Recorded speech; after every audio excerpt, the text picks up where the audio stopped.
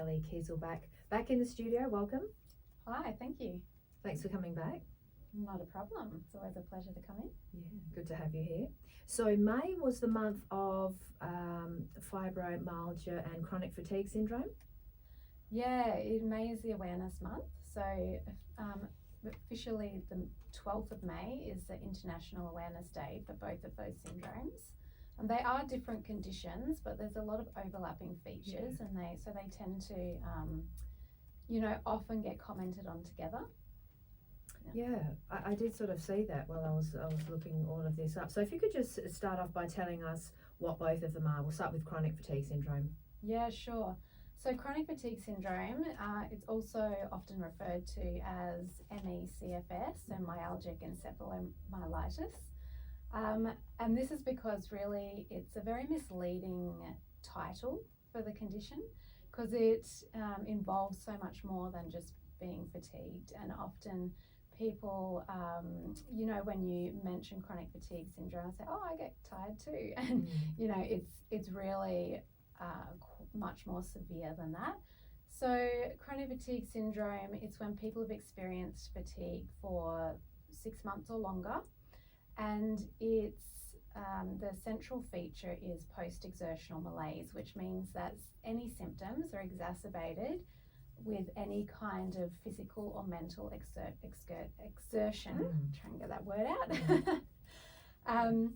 And so for those of us who are quite healthy, when we think of energy levels, we think of high energy activities. We think of, oh, you can't go running and we can't, go to a party.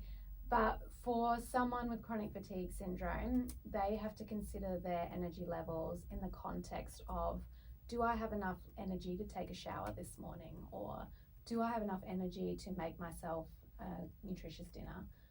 Do I have enough energy to make an appointment for my doctor? So all of these things take energy, and they really have to balance that. And besides fatigue, it's always accompanied by other symptoms. Brain fog is very common. It can be accompanied by digestive issues, sore throat, dizziness, or problems with blood pressure, and pain, aches and pains as well. Headaches and migraines are very common as well, and it's extremely debilitating. So one of the statistics in Australia, 25% of people with chronic fatigue syndrome are unable to leave their house. They're either housebound or bedridden, and over 75% are unable to work because of the condition. So it's really one of those hidden, invisible illnesses, and it comes with a lot of stigma and a lot of one of the challenges is that people often feel dismissed, or they have traumatic experiences because they don't get the care that they need, or people don't believe them because you can't see that they're sick. They look good on the outside, but they feel terrible on the inside. And that just exacerbates the problems that they're already experiencing, doesn't it? Because Absolutely. You need that support, and people, when they say that they look like there's nothing wrong with them, that would add to the stress. And a lot of it is stress too, because we have to deal with the stress management and self-care, managing stress levels. All that sort of helps people in their recovery and or dealing with it. Yeah, absolutely, that can be a big part of it. And you're right, when there's when people are dismissing you, or you feel like you have to fight for your medical care, or you have to, or all your friends and family don't really believe or respect your boundaries, then that just adds to the burden of feeling unwell all the time as well, and can impede any sort of potential recovery. Full recovery is very rare. Hopefully people can get to a point where they can function a little bit better, but the level of severity varies quite substantially from person to person. And it's more prevalent in women due to the estrogen as well? Well, we don't know why exactly it's more prevalent in women. We presume it's something hormonally, or immune systems work a little bit differently, but we're not entirely sure, but it definitely is more prevalent in women, and that's the same for fibromyalgia as well. And is there a genetic predisposition to it? Well, there seems to be a familial link. So you are more likely to develop it if it's in your family. But there's still, a lot of things that we don't know, a lot of question marks around how much genetics plays a role. Now, there was talk of, now I don't know how true this is, but there was talk about a decade ago of chronic fatigue syndrome coming from Ross River virus, and I remember a lot of people saying that's true, others saying not true at all. What do you think about that? So definitely Ross River virus, as well as other viral infections like Epstein-Barr virus, and there's other many rare, both common and rare, so even a flu, for example, can lead to post-viral syndrome, which in turn can lead to ME/CFS as well.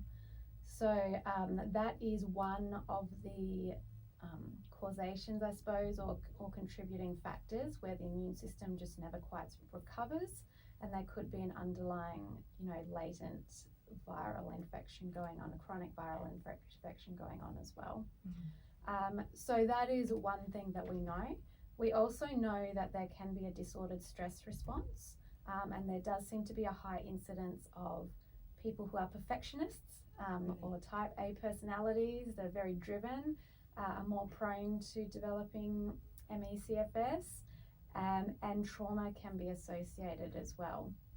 So it's one of those conditions where it's just incredibly complex, and to say that there's just one cause, we can't say that yet, but we do know that the research points us in different directions, and usually it's some of these overlapping contributing factors that will be, creating this perfect storm for people to develop these conditions. And everyone's different too, so people respond differently, different symptoms, severity, that sort of thing. Yeah, that's right. Yep. So we do know infection and immune irregularities are present. We know that trauma and stress response can be dysregulated. We know that the gut can play a role. How much, it's hard to say, but we see altered microbiomes in people with both chronic fatigue syndrome and fibromyalgia.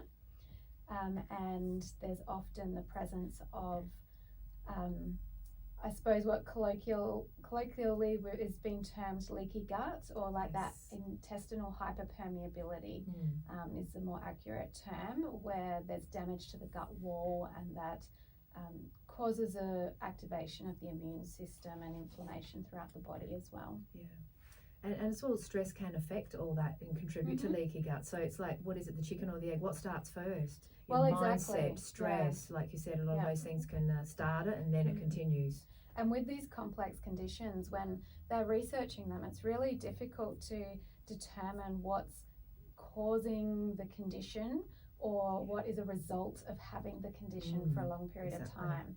So that is a really tricky area to navigate. So what are some things that people can stay away from? I did sort of hear things like even just diet, avoiding sugar, caffeine, alcohol, self-care, nutrition, helping to manage symptoms. I mean, I'm sure all that helps. Yeah, so we need to make it really clear that there's no one size fit all. So depending on what we determine to be the key drivers for that particular person, how severe they are, what their key symptoms are, it could be slightly different. But in general, there are things that we can do, like starting with the anti-inflammatory diet and removing a lot of those inflammatory foods that you just mentioned, so the sugars and the processed foods and things. And then looking at a diet that really supports that gut microbiome as well.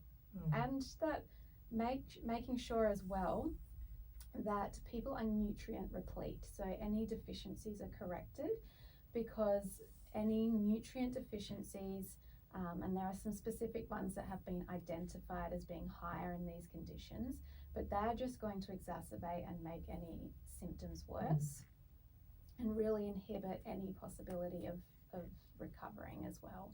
So having a full health assessment and nutrient assessment is really important, because sometimes you really want to make sure those foundational underlying nutrients are there as well. So how often do we do that?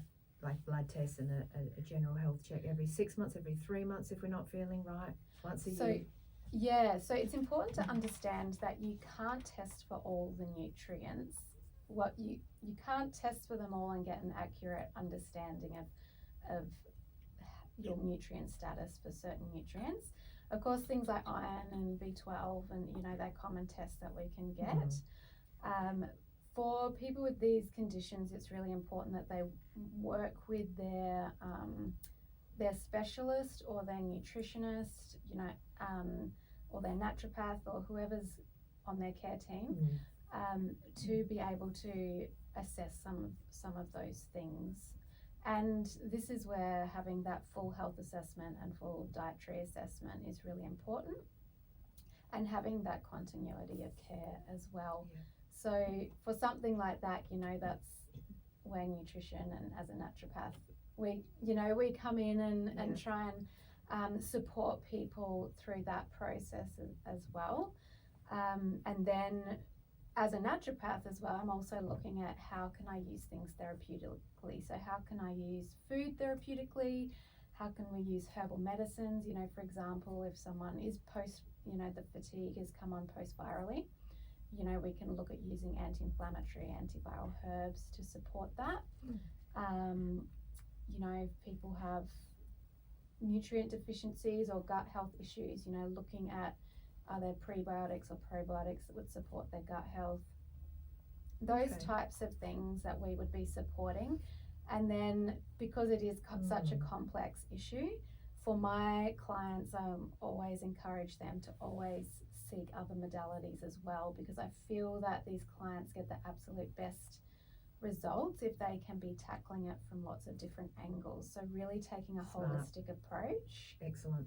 Yeah, so they need their specialist and GP on board, they need their naturopath and nutritionist, their manual therapist, physio, massage therapist, counsellor, everything. Excellent, yes. Yeah. The care team, like you said before. Yeah. That's smart. And a lot of people doing that. They've got their GP, their doctors, their specialists, naturopath, everything you just mentioned. Yeah, that's right. So I think people get the best support in that way. Excellent. All right, so let's talk about fibromyalgia. Yeah, so fibromyalgia is characterized by pain, different types of pain, and the pain tends to be migrating. So one day it might be in the shoulder and the back, and the next day it might be in the legs and the feet. And it can be at different severities from one day to the next without any rhyme or reason. And so people with fibromyalgia, they are pretty much constantly in pain. So I think if you have people with fibromyalgia around you, it's really important to understand that. Just because they're not acting like they're in pain or not telling you they're in pain, you pretty much can assume that they're in some level of pain. It also usually comes with a whole lot of fatigue as well. So usually quite chronic fatigue, and the brain fog, migraines are very common, digestive symptoms are very common as well. And often that light sensitivity and sensitivity to noise as well. So only being able to tolerate, darker rooms and low levels of sound. So there's that hypersensitivity with it. Is that something to do with the nerves? The nervous system. The nervous system? Yeah, inflammation of the nerve is suspected. There's a neuroimmune link, so inflammation of the nervous system and the central nervous system specifically. I've never heard of that. Going haywire. Inflammation of the nervous system. Yeah, well, if you think about it, you can have inflammation at any position in your body, any point in your body, and for some reason, we can't say definitively what the whether there is just one cause, but there seems to be this link between a dysregulation of the nervous system and the immune system going haywire, and the gut as well. So we come back to that thing of of when the gut's not right, it impacts the rest of the body as well. That's right. Yeah. The gut-brain connection. I think we've mentioned that before, haven't we? It's so important for us to know that. Absolutely. What we put into our body, what we eat. Yeah. Yep. And it's not only what we eat, because even things like stress and chemicals and medications and all these things really have an impact on our gut. So getting some advice around how to look after that, and having some education as well around how these processes work, so that people can feel empowered to take care of themselves.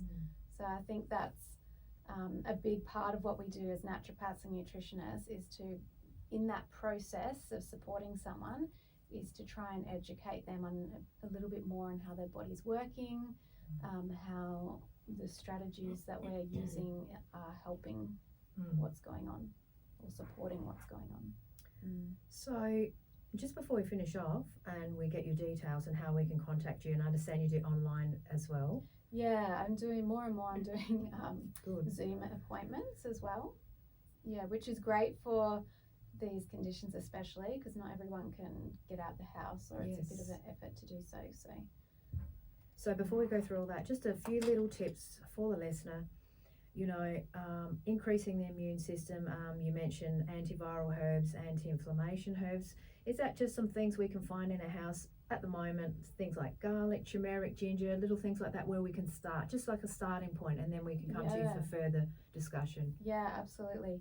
So yes, as you say, using herbs therapeutically requires a bit more assessment. Of course. But using foods, absolutely. So we're definitely using the herbs and spices. So you mentioned garlic and I don't know if you mentioned ginger, but ginger's great. And turmeric is a big one as well. So ideally organic, and using them regularly in your cooking, making sure you're having really good amounts of fiber in the diet, and not eliminating animal products, but limiting them so that you're having them to a moderate degree as well. So more of that plant-based Mediterranean style diet. And I find really avoiding the refined carbohydrates, because for people who are battling with fatigue, and particularly when there's that dysfunction in the energy cycle, so I didn't really talk about the mitochondria, but that dysfunction in our energy cycle is part of this condition as well. And so sometimes I'm seeing more and more with clients that they really can't tolerate those refined carbohydrates very well. Which is what, for example? So your cakes and biscuits and lollies and chocolates, and for some coffee or caffeinated beverages, they might find that too sensitive for those as well. So your so sticking with your whole grains and your brown rice, your brown breads, those types of things. Brown rice is still alright. Yeah, brown rice is great. Good source of fiber and nutrients. Less so white rice when we're talking about steady blood sugar and avoiding those refined, just because more refined. So when you get the white rice, that husk has been removed, so a lot of those nutrients and the fiber have been removed. Okay. And you said a bit of bread too is okay? Wholemeal bread? Yeah, now this is totally going to depend on the person, because a lot of food sensitivities seem to come up over time. Particularly, I've noticed with clients who have been very sick for a very long time. So it will depend on what the person can tolerate. But if they can tolerate it, I like to advise people to have like a wholemeal sourdough kind of bread. I think that's really nice. What is it about sourdough that's better, more nutritious? It's the fermentation process. So it's those ferments, or those beneficial. The good bacteria. And it also seems to lower the glycemic index a little bit as well, which means that it helps to keep our blood sugar a little bit more stable, and it just tends to be a little bit more nutrient dense. So just quickly, what is it about meat that, we often hear that when people are doing a detox, I mean, aside from what we're talking about today, but just generally we know when people are detoxing or want to get healthier, the first thing we're told is cut out dairy or reduce dairy, reduce meat. What is it? Is it acid forming food? Why stay away from that? So the short answer, simple answer, when we're talking about inflammation, we have the omega-3 fatty acids, which are the precursors to anti-inflammatory chemicals in the body. And then we have the omega-6 fatty acids and arachidonic acid, which are precursors to the inflammatory chemicals. So when we have too much animal product and compared to not enough plant products, we put that balance really out of whack, basically. Okay. And so we have more propensity to produce more inflammatory chemicals in the body and not enough anti-inflammatory. Yeah. Interesting. So omega-3, so it's okay to have fish, let's say? Fish, yeah. Fish is a good meat to have. Fish and eggs. Protein. Fish and free-range eggs, yeah. And free-range eggs. Yeah. And remember, I'm not saying, eliminate all that. Yeah. Exactly. It's just, we tend to have a fairly heavy, be fairly heavy on the red meat and the dairy in Australia. So it's not really doing us any favours. Yeah. All right. What about lemon water? That's a big one. We've talked about that a lot on the show with a few different people. I've had a few different health practitioners in, and they're sort of saying lemon water in the morning. I don't know if you and I have discussed that. Yeah, we discussed this last time, I think. Yeah. So yeah, I love lemon water in the morning. Also, one of the things for people with ME, CFS and fibromyalgia is often they will complain of this on and off nausea, and that can be particularly worse in the morning. So something that they can do straight away is try using fresh ginger as a tea with a bit of lemon. Fresh ginger. Yeah, so it has some anti-nausea components, and it can support digestion. And for some people that can make a big difference, for others it may not. And using bitter greens as well, so things like rocket and endive, where they've got that natural bitterness to them, that can sometimes help to, I will tell them to sometimes have like a small rocket salad at the beginning of their meal and then eat the rest of their meal. And that can help with some of those feelings of nausea and yuckiness and just support their digestion in general. Okay. And you support sort of eating fruit too? You're an advocate for fruit? Yeah. Because we know Fresh fruit's fruit. been demonised a lot in over the years in nutritional sort of papers. Yeah, it can, that's right. But I am a big fan of fruit. I think it's a great way to get some yummy goodness into you. So long as it's fresh, you don't want to go crazy with tinned fruit or dried fruit. Yes. But fresh fruit, absolutely. And most of it's water anyway. Water, fibre, lots of minerals and vitamins. And the good sugars for and energy. Antioxidants, and that's right. Good carbohydrates, Excellent. What's your favourite fruit? Last question. My favourite fruit? Yeah. Oh, I can't go past a mango. Oh, mango, I know. Beautiful, that is isn't my it? favourite fruit. You got Not a mango for any tree at medicinal home? purposes, just because I love them. Yeah, I know. Mango, my mum's got a mango tree. Last year she had mangoes. This year, none. I don't know how that works. Yeah. It's so sad. Yeah. So depressing. That mango tree, nothing this year. Yeah. How can we contact you? Well, if people want to follow my social media, I'm on Instagram and Facebook. You can search Kelli K, or Kelli with an I, and I should pop up Kelli K Health or Kelli K Naturopath on Instagram. You should be able to find me. Otherwise, you can go to my website, which is kellik.com.au, so kellik.com.au, and you can get in touch with me there. I do post a lot of information on my socials about these conditions and just more general information as well. So yeah, I would love it if you came and joined me. I've seen your what you post. Very good. I am following you and take a lot of your tips. So that's good. And it will be good to, if people need to sort of get a more in-depth assessment, definitely come and see yourself.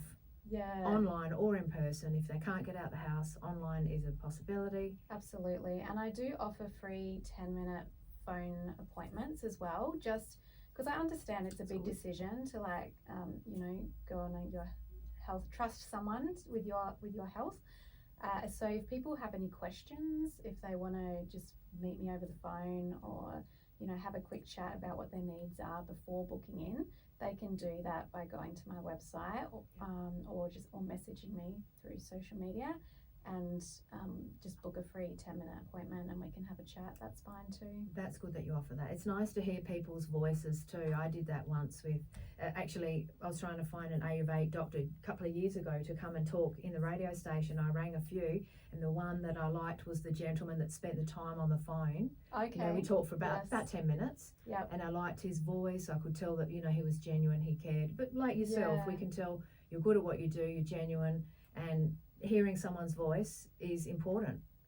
Yeah. Absolutely. So thank you. Any last words to our listener? Any sort of Thank you. health quotes or anything? No, just love to all those people suffering chronic fatigue and fibromyalgia. See you, and Yeah. heart goes out to you. Yes. And we will just say food is medicine. Food is medicine. Food is medicine. Sure. I like Classic Hippocrates quote. Yeah. They were smart back then. Thank you. Thank you. Thank you, Kelly. Thanks. That's awesome. Oh gosh, I hope that was okay. Right on time. Ah, I was watching, so I didn't keep you here longer. thank you. Make it alright. What suburb do you live in?